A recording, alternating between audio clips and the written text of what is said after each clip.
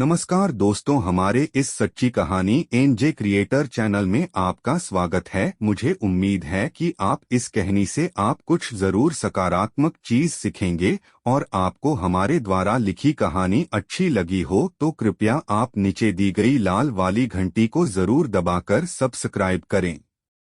नाम उसका सलीम था, मगर उसके यार दोस्त उसे शहजादा सलीम कहते थे। सालिबन इसलिए कि उसके खदोखाल मुगली थे, उडूब सूरत था, चाल ढाल से रौनक टपकती थी। उसका बाप PWD के दफ्तर में मुलाजिम था। तनख्वाह ज्यादा से ज्यादा 100 रुपए होगी, मगर बड़े ठाठ से रहता। जाहिर है कि रिश्वत खाता था।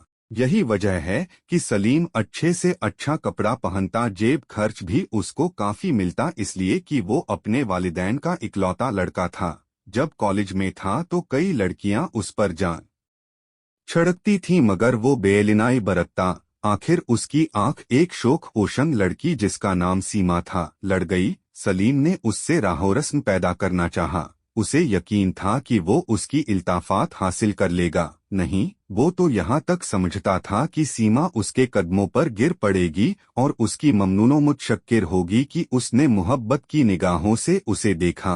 एक दिन कॉलेज में सलीम ने सीमा से पहली बार मुखातिब होकर कहा, आप किताबों का इतना बोझ उठाए हुई हैं, लाइए मुझे दे दीजिए। मेरा तांगा बाहर मौजूद है, आपको और इस बोझ को आपके घर तक पहुंचा दूंगा।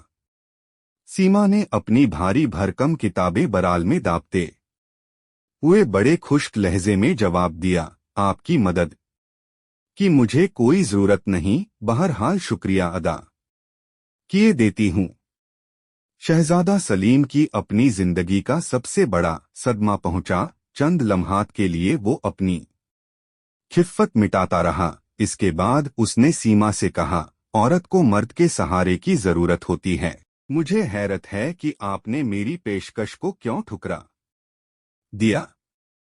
सीमा का लहजा और ज्यादा खुश्क हो गया। औरतों को मर्द के सहारे की जरूरत होगी, मगर फिलहाल मुझे ऐसी कोई जरूरत महसूस नहीं होती। आपकी पेशकश का शुक्रिया मैं अदा कर चुकी हूँ, इससे ज्यादा आप और क्या चाहते हैं। ये कहकर सीमा चली गई। शहजादा सलीम, जो अनारकली के ख्वाब देख रहा था, आंखें झपकता रह गया। उसने बहुत बुरी तरह शिकस्त खाई थी। इससे उसकी जिंदगी में कई लड़कियां आ चुकी थीं जो उसके अबू के इशारे पर चलती थीं, मगर ये सीमा क्या समझती है अपने आप को। इसमें कोई शक नहीं कि खूबसूरत है। जितनी लड़कियां मैंने अब तक देखी हैं, उनमें सबसे ज्यादा हसीन है, मगर मुझे ठुकरा देना ये बहुत बड़ी ज्यादती है। मैं जरूर इससे बदला लूंगा, चाहे कुछ भी हो जाए। शहजादा सलीम ने उससे बदला लेने की कई स्कीमें बनाई, मगर बारावर साबित न हुई। उसने यहाँ तक सोचा कि उसकी नाक काट डाले, ये वो जुर्म कर बैठता, मगर उसे सीमा के चेहरे पर में नाक बहुत पसंद थी। कोई बड़े से बड़ा मुसव्विर भी ऐसी नाक का तसव्वुर नहीं कर सकता था। सलीम तो अपने इरादों में कामयाब न हुआ, मगर तकदीर ने उसकी मदद की। उसकी वालिदा ने उस के लिए रिश्ता ढूंढना शुरू किया। निगाहे तिखा आखिर सीमा पर पड़ी, जो उसकी सहेली की लड़की थी। बात पक्की हो गई, मगर सलीम ने इनकार कर दिया। इस पर उसके वालिदैन बहुत नाराज हुए। घर में 10-12 रोज तक हंगामा मचा रहा। सलीम के वालिद जरा सख्त तबीयत के थे। उन्होंने उससे कहा, देखो, तुम्हें हमारा फैसला कबूल करना होगा। सलीम हठ धर्म था। जवाब में ये कहा, आपका फैसला कोई हाई कोर्ट का फैसला नहीं। फिर मैंने क्या जुर्म किया है जिसका आप फैसला सुना रहे हैं।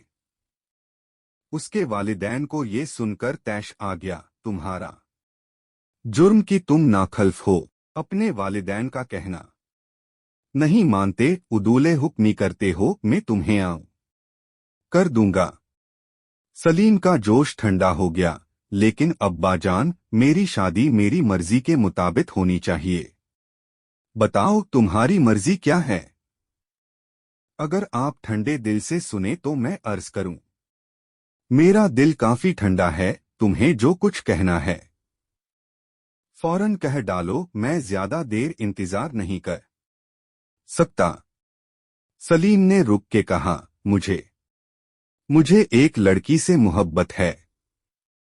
एक? उसका बाप गर्जा, किस लड़की से? सलीम थोड़ी देर हिचकिचाया। एक लड़की है। कौन है वो? क्या नाम है उसका? सीमा। मेरे साथ कॉलेज में पढ़ती थी। मियां इफ्तिखार उद्दीन की लड़की? जी हाँ, उसका नाम सीमा इफ्तिखार है, मेरा ख्याल है यही है। उसके वालिद बेतहाशा हंसने लगे। ख्याल के बच्चे, तुम्हारी शादी उगी लड़की से करार पाई है, क्या वो तुम्हें पसंद करती है? सलीम बौखला सा गया, ये सिलसिला कैसे हो गया? उसकी समझ में नहीं आता था, कहीं उसका बाप झूठ तो नहीं बोल रहा था। सलीम से जो सवाल किया गया था उसका जवाब उसके वालिद को नहीं मिला था। चुनाचे उन्होंने कड़क के पूछा, सलीम मुझे बताओ, क्या सीमा तुम्हें पसंद करती है?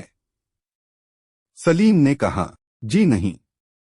तुमने ये कैसे जाना?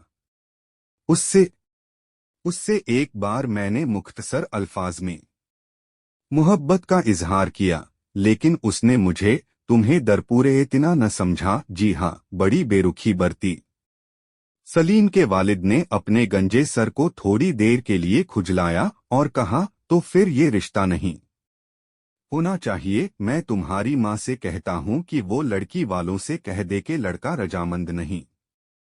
सलीम एकदम जलियाती हो गया। नहीं अब्बाजान, ऐसा न कीजिएगा, शादी हो जाए तो सब ठीक हो जाएगा। मैं उससे मोहब्बत करता हूँ और किसी की मोहब्बत अकारत नहीं जाती, लेकिन आप लोगों को, मेरा मतलब है सीमा को, ये पता न लगने दीजिए कि उसका ब्याह मुझसे हो रहा है, जिससे वो बेरुखी और बेइतनाई का इजहार कर चुकी है। उसके बाप ने अपने गंजे सर पर हाथ फेरा, मैं इसके मुतल्लिक सोचूंगा। ये कहकर वो चले गए। उन्हें एक ठेकेदार से रिश्वत वसूल करना थी। अपने बेटे की शादी के इखराजात के सिलसिले में शहजादा सलीम जब रात को पलंग पर सोने के लिए लेटा तो उसे अनार की कलियां ही कलियां नजर आई। सारी रात वो उनके ख्वाब देखता रहा। घोड़े पर सवार बारात में आया है, शाहाना लिबास पहने अस्पताजी से उतरकर बाग की एक रविश पर जा रहा है।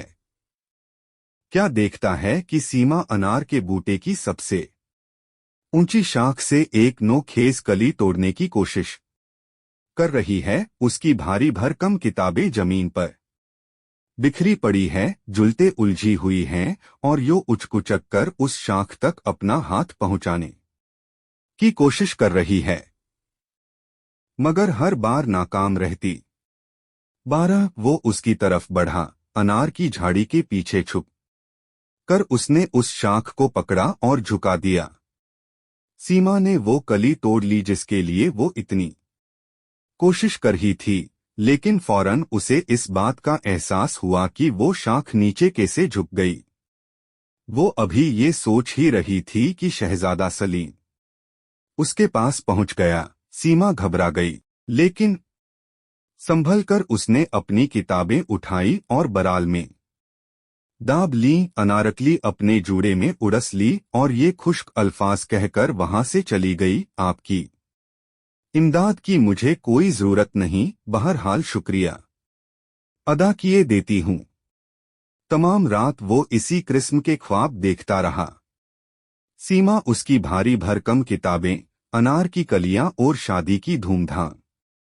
शादी हो गई। शहजादा सलीम ने उस तकरीब पर अपनी अनारकली की एक झलक भी नहीं देख पाई थी। वो उस लम्हे के लिए तड़प रहा था जब सीमा उसकी जागोश में होगी। वो उसके इतने प्यार लेगा कि वो तंग आकर रोना शुरू कर देगी। को रोने वाली लड़कियां बहुत पसंद थीं।